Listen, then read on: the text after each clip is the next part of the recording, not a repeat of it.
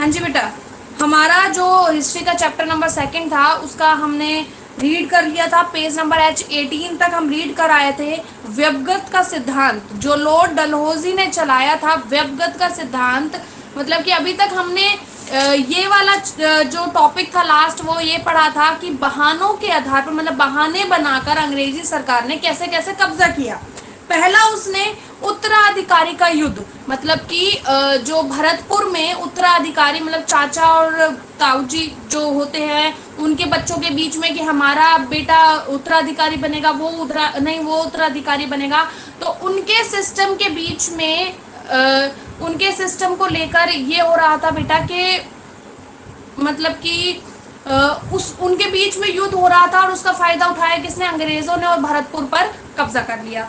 Next था मित्रता की संधि के आधार पर, मतलब कि अंग्रेजों ने फिर सिंध प्रदेश से मित्रता की कि हमारी सेना आपके प्रदेश से होकर नहीं जाएगी, एंट्री नहीं करेगी, परंतु उन्होंने मित्रता कर ली तो क्या हुआ? फायदा उठाया, गलत फायदा उठाया और उसमें एंट्री भी करी, सिंध प्रदेश में एंट्री भी करी, वहां अफरा तफरी भी मचाई और उसके बाद में उन्होंने वहां पे क्या करा? कब्जा भी कर लिया।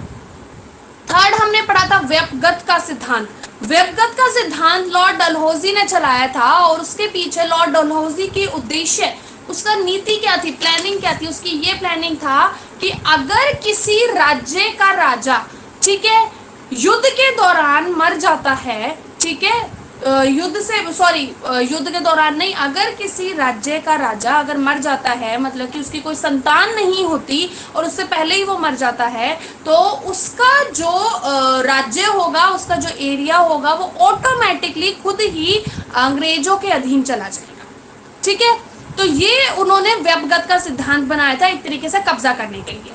उसी का हमने फोर्थ पढ़ा है, उसी ऐसे ही कब्जा करने के आधार पर हमने फोर्थ पॉइंट पढ़ेंगे हम, सहायक संधि, कि उसकी सहायक संधि क्या थी। देखिए, पहले भी उल्लेख किया जा चुका है कि लॉर्ड वेलेस्ली ने अनेक राज्यों को सहायक संधि पर हस्ताक्षर करने के लिए बाध्य किया। मतलब कि हम पहले ही पढ़ चुके थे कि लॉर्ड वेलेस्ली था, उसने बहुत सारे राज्यों को मजबूर कर दिया था सहायक संधि पर हस्ताक्षर करने के लिए। इस संधि की 4 शर्तें एवं चरण थे। मतलब कि ये जो संधि थी सहायक संधि, इसकी शर्तें क्या क्या थी वो देखो। सहायक संधि इन द सेंस कि अगर कोई एरिया है, कोई राज्य है, वो सहायता मांगता है तो एक तरीके से सहायक बन गए कौन? अंग्रेज। तो वो सहायता प्रदान करेंगे, ठीक है, वो सहायता करेंगे उन राज्यों की। तो उन राज्यों को सहायता देने से पहले उन्होंने शर्तें भी रखी कि हम सहायता जब ही करेंगे जब आप हमारी शर्तें मानोगे। शर्तें क्या क्या थी? पहला, इस संधि पर हस्ताक्षर करने वाले भारतीय राज्यों को कंपनी सैनिक सहायता प्रदान करती थी। भारतीय राज्यों को अपने पृथक सेना रखने का अधिकार नहीं था। सीधी सीधी बात है, पहले उनका ये टॉपिक था, पहले उनकी ये बात थी बेटा कि अंग्रेजी जो सेना है, अंग्रेजी कंपनी की जो सेना है वो भारतीय सेना की मदद करेगी। ठीक है, भारतीय सेना को नहीं, भारत को मदद करेगी, भारत की मदद करेगी, परंतु भारत को अपनी पर्सनल सेना रखने का कोई अधिकार नहीं होगा। वो मतलब अगर भारत को किसी प्रकार से कोई सहायता चाहिए होगी या कोई युद्ध वगैरह में काम जो भी सिस्टम होगा, वो अंग्रेजों की सेना से ही मदद लेनी पड़ेगी, वो खुद की अपनी सेना नहीं रख सकता। पहली शर्त। दूसरी शर्त देखिए, कंपनी भारत शासक को सैनिक कार्यवाही करने में लायक न समझते हुए किसी दूसरे राज्य के साथ संधि करने तथा किसी दूसरे राज्य के विरुद्ध युद्ध घोषित करने की अनुमति नहीं देती। दूसरी कि जो कंपनी है वो भारतीय सैनिकों को कार्यवाही, मतलब कि जो कंपनी मतलब जो अंग्रेज है वो यही समझते थे कि जो भारत है, भारत की जो सेना है वो किसी भी तरीके से एबल नहीं है युद्ध करने की या और कोई काम करने के लिए। ठीक है, वो किसी भी तरीके से एबिलिटी रखते ही नहीं है कि वो कोई काम करे, ऐसी सोच थी किसकी? अंग्रेजों की। ठीक है, अंग्रेजी सैनिक की, मतलब कंपनी की।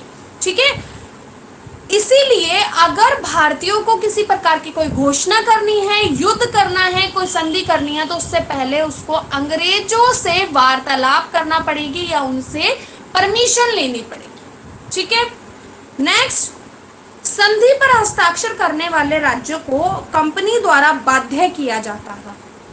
बाध्य मतलब मजबूर किया जाता था, मतलब कि अगर भारत ने कंपनी की ये जो सहायक संधि थी उस संधि पर अगर उन्होंने हस्ताक्षर कर दिए तो जो राज्य हस्ताक्षर कर रहे हैं कंपनी की संधि पर, ये सहायक संधि पर, वो सभी राज्य क्या हो जाएंगे, बाध्य हो जाएंगे, मतलब मजबूर हो जाएंगे। किस चीज के लिए मजबूर होंगे, वो मजबूर होंगे अंग्रेजों की बात मानने के लिए। मतलब सीधी सीधी बात है, अगर मैं अंग्रेजों के कॉन्ट्रैक्ट पर साइन कर रही हूँ, ठीक है, मैं उनके अंडर जा रही हूँ, तो कॉमन सी चीज है मैं उनके कंप्लीटली अंडर हो गई, ठीक है। मैं कोई भी काम करूंगी तो मैं उनसे पूछकर उनकी परमिशन लेके करूंगी, और कंपनी मुझसे जोर जबरदस्ती के अकॉर्डिंग भी मुझसे कोई भी काम करवा सकते हैं, वही चीज हो गई है, ठीक है।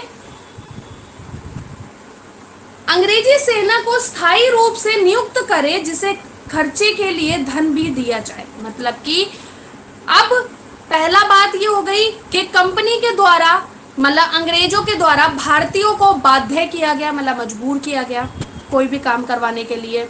दूसरा कि अगर भारतीयों को सेना बनानी है तो अंग्रेजों की बनानी होगी, वो खुद की सेना नहीं बना सकते, ठीक है, वो हम पहले ही पढ़ के आए हैं। कोई खुद की सेना नहीं बनाएंगे, वो सेना बनाएंगे किसकी, अंग्रेजों की, ठीक है। मतलब अंग्रेजों के द्वारा ब्रिटिशों की ही सेना भारतीय सेना कहलाएगी, ठीक है, और उनका खर्चा भी भारतीय उठाएगी, उनमें जो भी क्रियाकलापें होगी, जो भी पैसा वगैरह धन खर्च जितनी भी आय जितनी भी खर्चा होगा वो सारा का सारा भारतीयों के द्वारा लगाया जाएगा।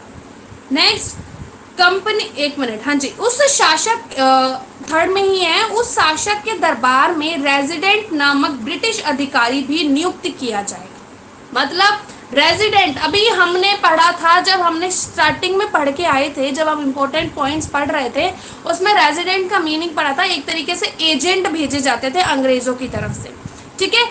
एजेंट का यहाँ मतलब है बेटा कि अंग्रेज, जो ब्रिटिश सरकार है, वो एक तरीके से एजेंट भेजेगी अपना, एक जैसे सिक्योरिटी गार्ड टाइप हो गया, या जो सुपरवाइजर होता है, मेन अपन सुपरवाइजर का लेके चलते हैं।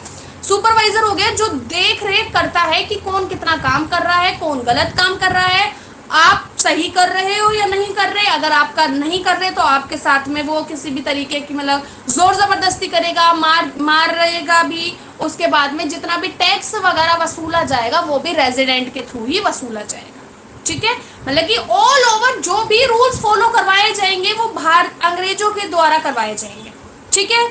भारतीयों को तो इतनी भी परमिशन नहीं है कि वो कोई काम अपनी मर्जी से कर सके। वो उनको अगर कोई काम करना होगा तो वो किसकी मर्जी से करेंगे, वो करेंगे अंग्रेजों की मर्जी से, ठीक है।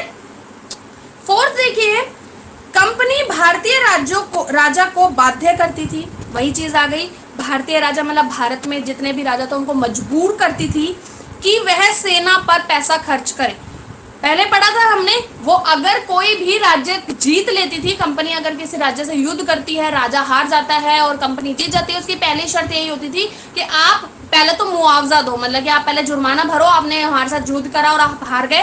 दूसरा, हमारी सेना को प्रोटेक्ट आप करेंगे, हमारी सेना के लिए खर्चा आप देंगे, जितना भी अनाज लगेगा आप देंगे, रहने की व्यवस्था आप कराएंगे, ठीक है। ये उनकी पहले ही शर्त होती थी। फिर देखिए, खर्चे एवं रख रखाव के लिए वार्षिक धनराशि स्थान पर अपने कुछ क्षेत्र कंपनी को प्रदान करे। वही चीज आ गई कि उनका खाना पीना, उनका रहना, उनके ऊपर जितना भी खर्चा होता है कंप्लीट, वो भारतीय राज्यों के द्वारा ही वसूला जाता था, क्योंकि जो कंपनी है वो धीरे धीरे करके जीतती जा रही थी और भारत का जो राज्य है, राजा का राज है या फिर नवाबों का राज है, वो समाप्त होता जा रहा था, ठीक है। सहायक संधि के अंतर्गत हैदराबाद के निजाम को बेलारी एवं कटप्पा तथा अवध के नवाब को रुहेलखंड तथा गोरखपुर अंग्रेजों को देने के लिए बाध्य किया। मतलब कि अब दोबारा से बात आ रही है कि सहायक संधि मतलब कि अंग्रेजों के द्वारा हुआ कि हैदराबाद के निजामों को बेलारी एवं कड़प्पा, इसको अंडरलाइन कर लीजिए, उसी के साथ साथ अवध के नवाब को रुहेलखंड दिया तथा गोरखपुर अंग्रेजों को देने के लिए बाध्य किया। ये भारतीय सरकार पर, भारत के राजा वगैरह पे, भारत के राज्यों के जो राजा थे उनको बाध्य किया गया था कि आप ये काम करोगे, क्योंकि ये ऑर्डर है किसके द्वारा, ब्रिटिश सरकार मतलब कंपनी के द्वारा, ठीक है। जिससे उस राज्य के खर्चे पर उसकी ही सीमा में कंपनी की सेना में को रखा जा सके। मतलब कि वही चीज है कि सीधी सीधी ऑल ओवर बात वहीं आ गई कि कंपनी के सैनिकों का खर्चा किया जाएगा भारतीय राजाओं के जो राजवंश का जो भंडार गृह वगैरह होता था, धनराशि होता था, उसके द्वारा। ठीक है। फिफ्थ देखेंगे हम कुप्रशासन के आधार पर। सीधी सीधी बात है, कुप्रशासन। प्रशासन का अर्थ हो गया शासन करने वाला, कु का मतलब गलत, मतलब कि जोर जबरदस्ती से गलत तरीके से। ठीक है, कुप्रशासन के आधार पर। अब देखिए, कुप्रशासन का बहाना बनाकर अवध को कंपनी के राज्य में मिला लिया गया। मतलब एक बहाना बनाया गया कुप्रशासन का कि जो अवध का नवाब है वो ढंग से शासन नहीं कर रहे। नवाब वाजिद अली शाह को 12 लाख रुपए। बेटा नवाब वाजिद अली शाह नाम आया है एक, लक्षिता ध्यान रखिएगा, वाजिद अली शाह। इनको अंडरलाइन करिए और ऊपर लिखिए अवध के अंतिम नवाब। लिख लिया, अवध के अंतिम नवाब। ठीक है, नवाब वाजिद अली शाह है, उस नाम को अंडरलाइन करके आप ऊपर लिखिएगा अवध के अंतिम नवाब। बेटा अब देख लीजिए लक्षिता, मुझे आपकी कोई बात समझ नहीं आ रही है, आपके फोन में जो भी टेक्निकल इशू हो रहा है प्लीज आप उसको ठीक करवाइए ताकि मुझे आपकी प्रॉब्लम समझ में आ सके। ठीक है बेटा, नवाब वाजिद अली शाह जो अवध के अंतिम नवाब थे को 12 लाख रुपए वार्षिक पेंशन दी गई तथा कलकत्ता भेज दिया गया। मतलब क्या हुआ कि अवध के जो नवाब थे वाजिद अली वो हार गए थे। ठीक है, मतलब एक तरीके से ये हो गया था कि जो अंग्रेजी शासन था उनकी तरफ से एक अफवाह उड़ाई गई कि नवाब है, जो अवध के नवाब है वो सही तरीके से शासन नहीं कर रहे हैं, कुप्रशासन कर रहे हैं, इसलिए उनको उनके पद से हटा दिया गया और उनको कलकत्ता भेज दिया गया। एक तरीके से साल के 12 लाख रुपए उसको पेंशन दी गई।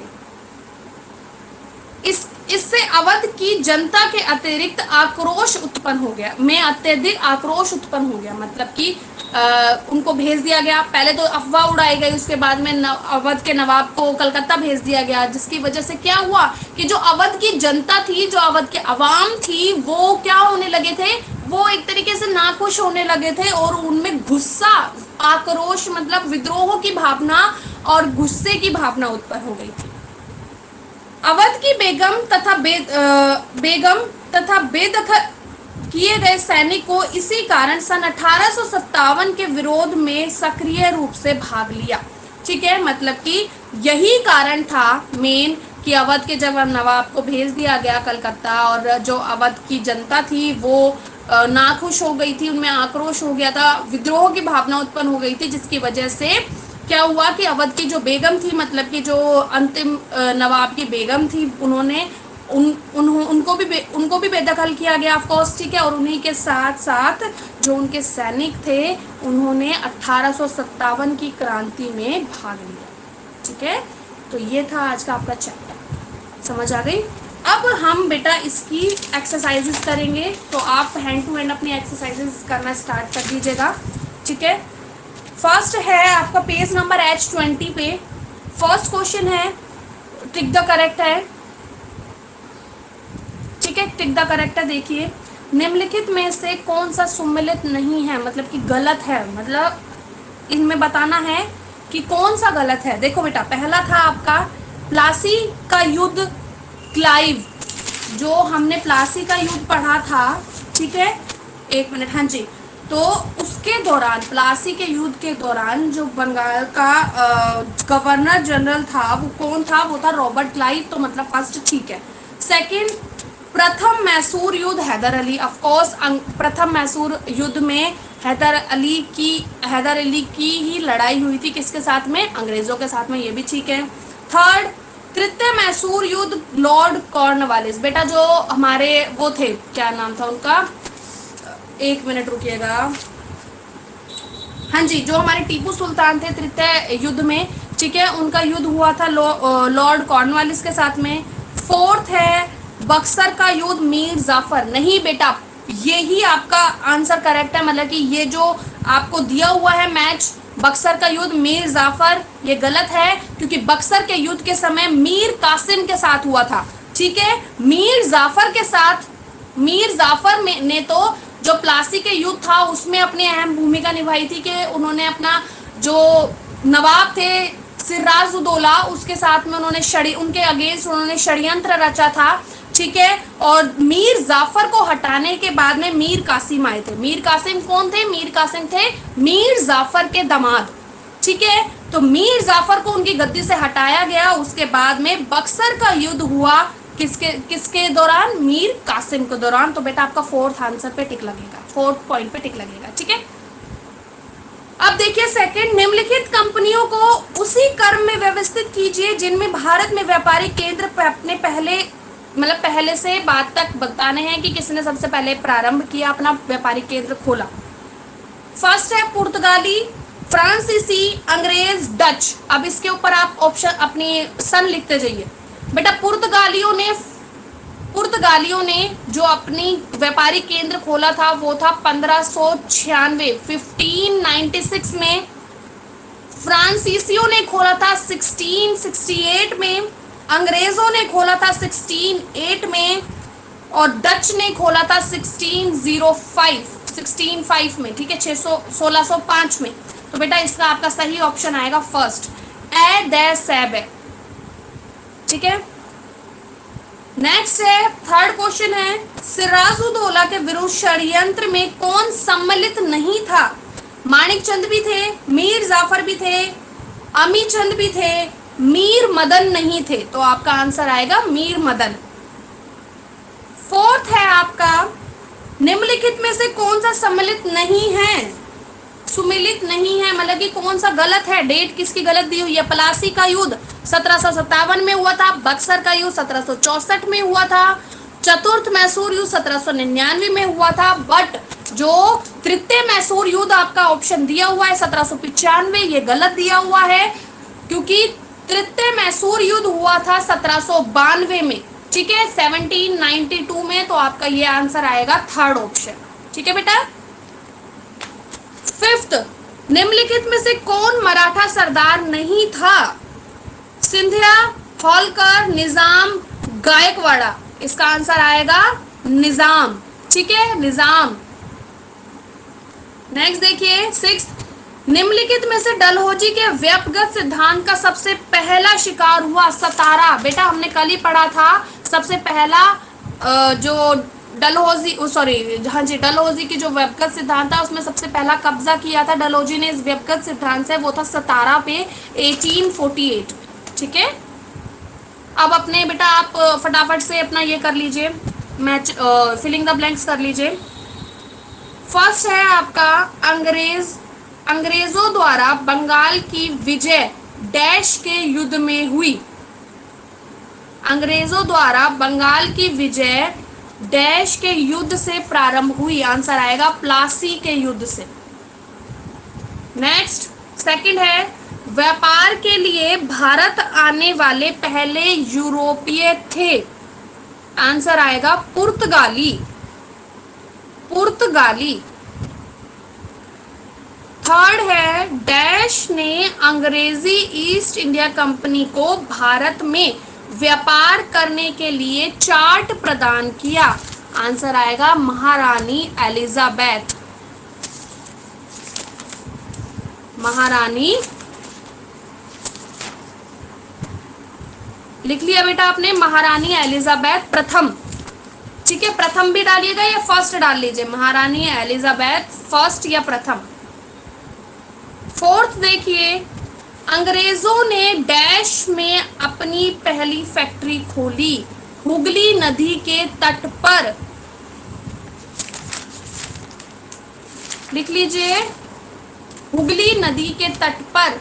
जो कहाँ है हुगली नदी? पश्चिम बंगाल में, ठीक है।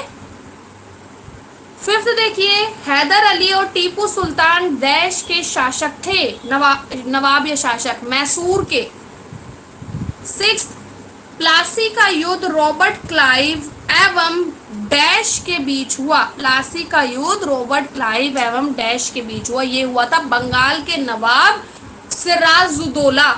से छोटी की मात्रा, जे सिरा, से छोटी की मात्रा, रेया सिरा, जय छोटा ऊ, आधा द, पूरा द, औ की मात्रा और ला, सिराजुदौला।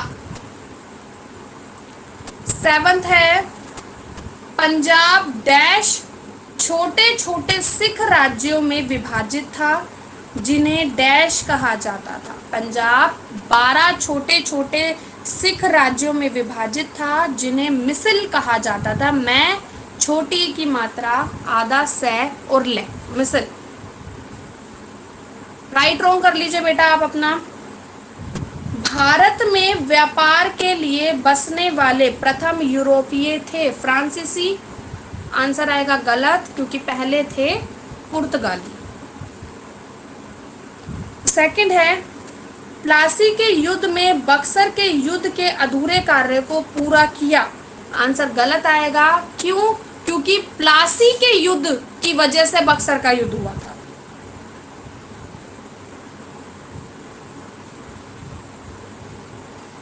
ठीक है, प्लासी के युद्ध ने बक्सर के युद्ध, हाँ जी गलत है ये।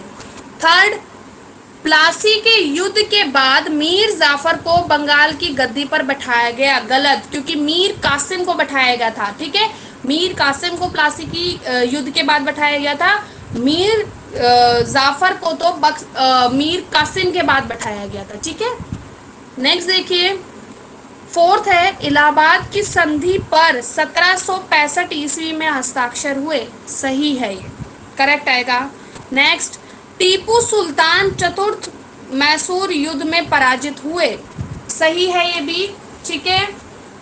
6, अंग्रेजों ने सिखों से कोहिनूर हीरा मिला। इसका भी आपका करेक्ट आएगा। 7th देखिए, व्यपगत के सिद्धांत ने भारतीय राजाओं को उत्तराधिकारी घोषित लेने का अधिकार दिया। गलत, क्योंकि व्यपगत का सिद्धांत था कि वो उत्तराधिकारी बना ही नहीं सकते थे। अगर उनका कोई पुत्र नहीं था तो वो गोद ले ही नहीं सकते थे। ठीक है, वो ऑटोमेटिक ही क्या चला जाता, उनके अंदर चला जाता। ठीक है, तो ये गलत था। ये थे आपके, मैं एक बार फटाफट से आपको बता देती हूँ। फर्स्ट का गलत है, सेकंड का गलत, थर्ड गलत, फोर्थ, फिफ्थ, 6th सही है और 7th फिर गलत है। ठीक है, अब बेटा मैं आपके सामने एक PDF शेयर कर देती हूँ क्वेश्चन आंसर्स की। जो आपका जो 4th क्वेश्चन है उसकी PDF आपको मैं सेंड कर देती हूँ, शेयर कर देती हूँ।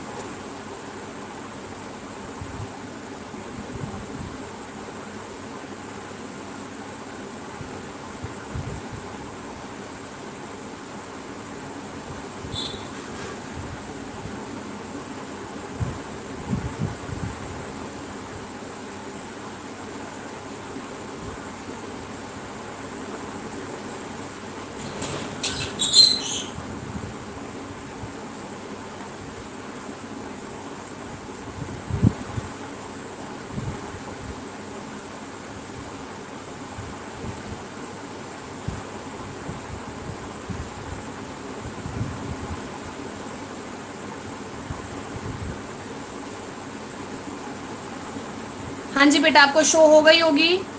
पहला क्वेश्चन है आपका 4th का पहला है, वाणिज्यवाद शब्द का क्या अर्थ है। आंसर देखिए, व्यापार के माध्यम से अधिक मुनाफा कमाना के सिद्धांत को वाणिज्यवाद कहते हैं। मतलब वही बात है कि व्यापार के नजरिए से ज्यादा मुनाफा। सीधी बात है, व्यापार तभी होगा जब आपको मुनाफा हो रहा होगा। ठीक है।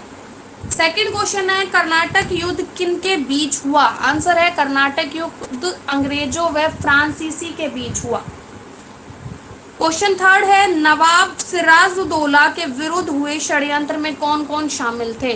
आंसर देखिए, नवाब सिराजुद्दौला के विरुद्ध षड्यंत्र में उनके 2 सेनापति मीर जाफर एवं राय दुर्लभ के अतिरिक्त कलकत्ता के प्रभारी माणिक चंद, व्यापारी अमीर चंद तथा बंगाल के सबसे धनी सेठ थे जगत सेठ, वो भी शामिल थे। फोर्थ क्वेश्चन देखिए आप, कंपनी ने मीर जाफर एवं मीर कासिम को बंगाल की गद्दी से क्यों हटाया। पहला देखिए, मीर जाफर अंग्रेजों के व्यापार संबंधी गलत एवं बेईमानी से भरे क्रियाकलापों या कार्यकलापों पर आपत्ति करनी शुरू कर दी थी जो अंग्रेजों को नागार गुजारिश थी। इसीलिए अंग्रेजों ने मीर जाफर को गद्दी से हटा दिया। सीधी सीधी बात है, कि जो मीर जाफर थे वो अंग्रेजों की जितनी भी नीतियां थी उनके अगेंस्ट जाके काम कर रहे थे, मतलब कि उनके अगेंस्ट काम कर रहे थे, उनकी जो भी प्लानिंग वगैरह थी या जो भी उन्होंने रूल्स बनाए थे उनके बिल्कुल विपरीत जाके काम कर रहे थे। ठीक है, ऐसे ही मीर कासिम के जो भी कदम उठाए गए थे, मीर कासिम के द्वारा उपयुक्त कदम अंग्रेजों को अपने अधिकारों एवं विशेष अधिकारों का उल्लंघन लगा। मतलब सीधी सीधी बात है कि जो मीर कासिम थे वो क्या हो रहा था कि जो उनके अंग्रेजों के अगेंस्ट जाकर सेम दोनों, तो मीर जाफर थे और मीर कासिम दोनों ने क्या किया, उनका उल्लंघन किया, अंग्रेजों का उल्लंघन करना शुरू कर दिया। ठीक है, उनके जो भी रूल्स वगैरह थे उनका उल्लंघन करना शुरू कर दिया। आंसर नंबर 5 देखिए, दीवानी प्राप्त हो जाने से ईस्ट इंडिया कंपनी को क्या फायदे हुए।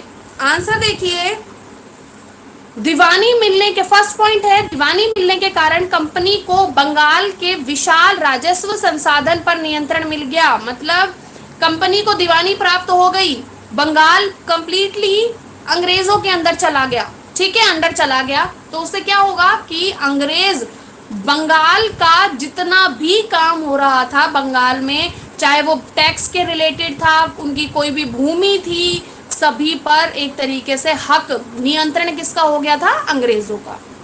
सेकंड क्वेश्चन देखिए, दीवानी मिलने के बाद अंग्रेजों को ब्रिटेन से सोना भारत लाने की आवश्यकता नहीं पड़ी। मतलब कि अब उनको सोना भारत लाने की जरूरत नहीं पड़ रही थी, क्योंकि बंगाल पर पूरा नियंत्रण जमा लिया था और बंगाल से जो भी उनको टैक्स मिल रहा था या जितना भी वो लूटपाट कर रहे थे, जोर जबरदस्ती से पैसा कर रहे थे, उन्हें बेचकर वो अपना धन जुटा रहे थे। देखिए, क्योंकि कंपनी को भारत में ही माल बेचकर धन कमाने की छूट मिल गई थी। थर्ड पॉइंट है, अंग्रेजों की आय बढ़ गई थी, जिससे कंपनी सारे खर्चे, अपनी फौज के सारे खर्चे इसी आय से पूरी कर रहे थे। सीधी बात है, आय उन्हीं की बढ़ेगी जब उनको बंगाल की दीवानी मिल गई, तो पूरे रूल्स रेगुलेशंस ब्रिटिशों के द्वारा चलाए जा रहे थे, अंग्रेजों के द्वारा चलाए जा रहे थे, तो वो ऑटोमेटिक ही अपनी आय में वृद्धि कर रहे थे। ठीक है, क्वेश्चन नंबर 6 देखिए, वेबगत के सिद्धांत के पीछे डलहौजी के क्या उद्देश्य थे। वेबगत के सिद्धांत के अनुसार डलहौजी की नीति, बेटा यहाँ नीति आएगा। ठीक है, ये जो है वर्ड यहाँ पे खाली है, यहाँ पे नीति लिख लीजिएगा। थी कि यदि कंपनी के अधीन अथवा आश्रित किसी राज्य पर शासक संतानहीन मर जाता है तो उसका राज्य स्वतः अंग्रेजी कंपनी में विलय हो जाएगा। मतलब कि अगर कोई राजा का बेटा नहीं होता और वो मर जाता है तो उसको उत्तराधिकारी चुनने का हक नहीं है, वो ऑटोमेटिकली राज्य किसके अंडर चला जाएगा, वो राज्य अंडर चला जाएगा अंग्रेजों के। ठीक है, नेक्स्ट देखिए, क्वेश्चन नंबर 7 है, पंजाब पर किस गवर्नर जनरल का अधिकार था। पंजाब पर लॉर्ड डलहौजी ने अधिकार था, डलहौजी ने अधिकार किया।